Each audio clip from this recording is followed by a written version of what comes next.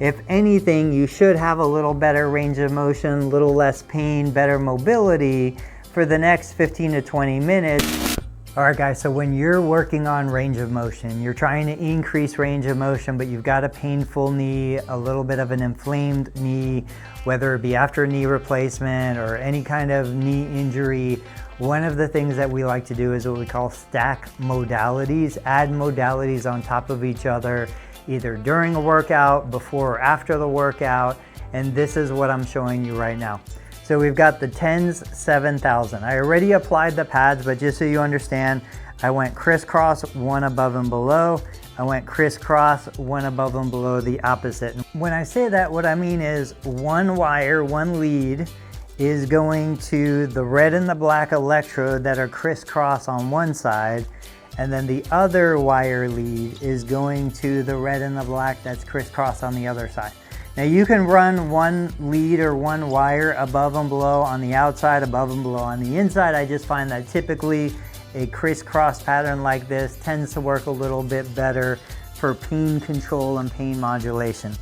Now, if you like the sensation of ice, of cryotherapy, these are my favorite ice packs. For reference, the 10s unit, this is the 10s 7,000. This is the Chattanooga ice pack. Now, this is a cervical ice pack. I like this one a little better because it's smaller.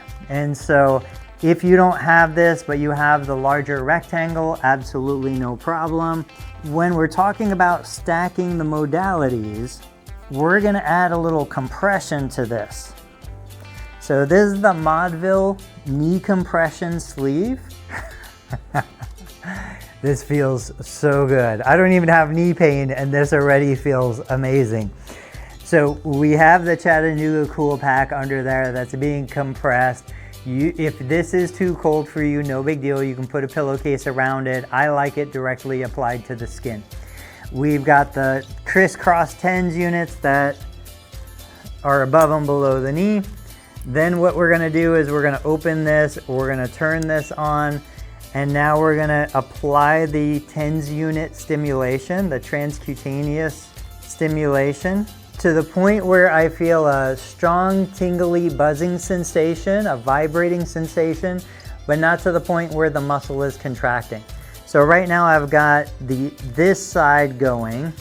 We're gonna click and turn on the other side to match it. Now I've got this side going. So we've got the crisscross 10s, we've got the cryotherapy, and we've got the Modville compression all working together. And so from this point, we can stay just like this. If we wanted, we can, ideally I would have worn shorts for this demonstration, but the reality is I can let my pant leg down. I'm a physical therapist. I'm here in the physical therapy clinic, but if I was working at my computer, working on my desk, doing any of the other things that need to be done during the day, I could still do it.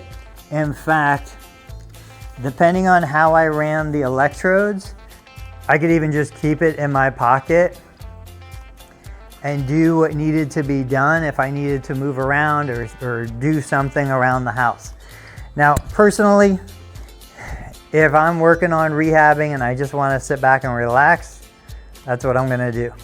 When everything is finished, you're gonna take the Modville down, you're gonna take the Chattanooga off, we're gonna turn off the 10s unit. You always wanna keep the plastic for the electrodes because these are reusable electrodes. This, everything's turned off. This will go on a shelf. The ice pack will go back in the freezer. The compression sleeve will come off.